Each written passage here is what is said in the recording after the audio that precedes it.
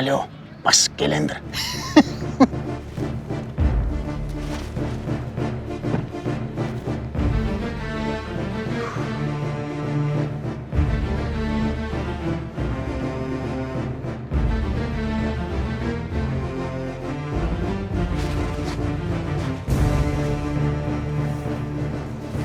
Ben işte hadi çıkayım.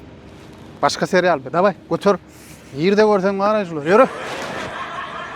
Assalamu aleyküm bası. Hoş geldiniz. Bu kurtusun da öyle hani.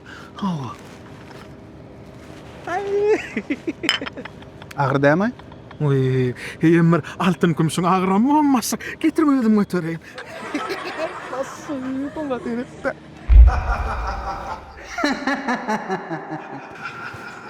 Kolcu düşürüktürler bununla.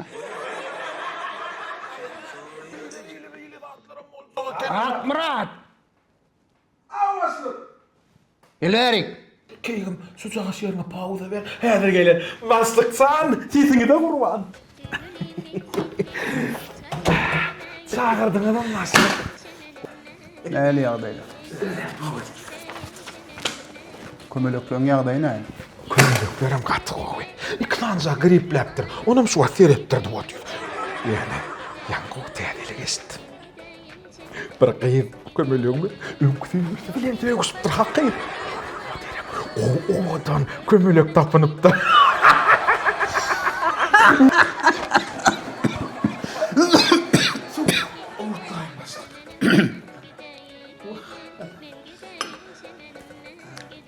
Bana götür ustayım. Böyle yapmazsak. Samsık mı neyden şunu? İşten mi şu? Kovma vereyim baslık. Yüreğime aktı.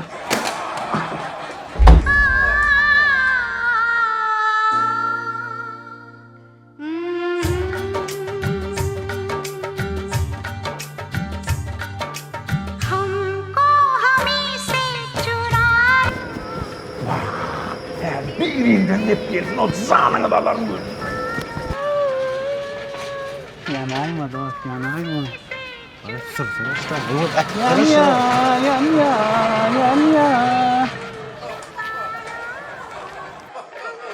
Neme dursun çalt bolsun. Birin duranın görmeyin. Bağırınız yakarın gönü.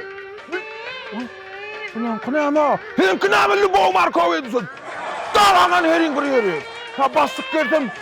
Yıkacağınızın gep görsün o. Kulunuz sıkan gönü.